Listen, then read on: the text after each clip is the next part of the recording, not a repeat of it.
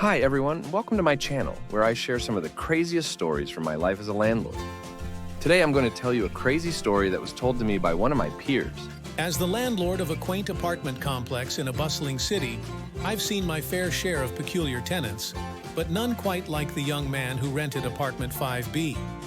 He was a polite fellow with a smile that could light up the room, and he paid his entire yearly lease up front in crisp, new bills. That should have been my first clue that something was amiss. The day he moved in, the atmosphere of the building shifted. It began with Ms. Murphy in 14A. She woke up one morning to find a deadbolt installed on the outside of her door, effectively locking her in. Panic ensued until I arrived with the master key. Then there was Mr. Jones in 2C, who stepped out one morning only to slip on a thin, almost invisible layer of goo right outside his door. He wasn't hurt, thankfully, but his dignity took a tumble. And poor Ms. Tran, who found all her deliveries superglued to the floor of the lobby. It took hours and a solvent to free her weekly groceries and the new shoes she'd been excited about. In all these instances, the young tenant from 5B was conveniently present, offering a helping hand with a mischievous glint in his eye. It wasn't until I received a call from a friend across town, laughing about a viral YouTube channel featuring pranks on unsuspecting neighbors, that I put two and two together. The young man was the mastermind behind a series of elaborate practical jokes, and my tenants were his unwitting co-stars. I confronted him, of course. He was unapologetic, claiming it was all in good fun and that his videos brought joy to millions. I had to admit, the comments section was filled with laughter and praise for his ingenuity. But at what cost? The trust within our little community had been fractured. I had a decision to make. I could evict the young prankster, but something held me back.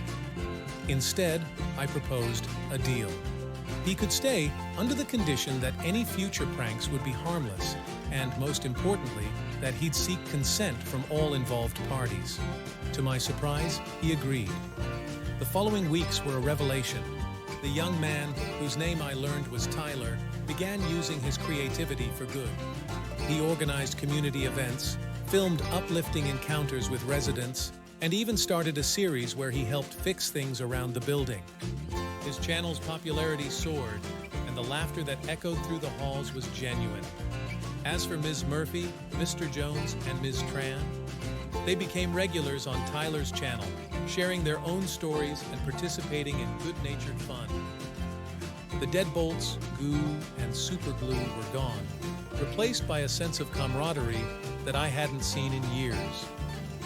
Looking back, I realized that Tyler taught us all a valuable lesson about the power of community and forgiveness.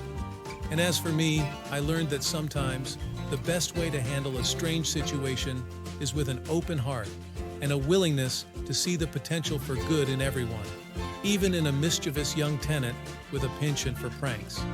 I hope you enjoyed this story and learned something from it. If you did, please give this video a thumbs up and subscribe to my channel for more crazy stories.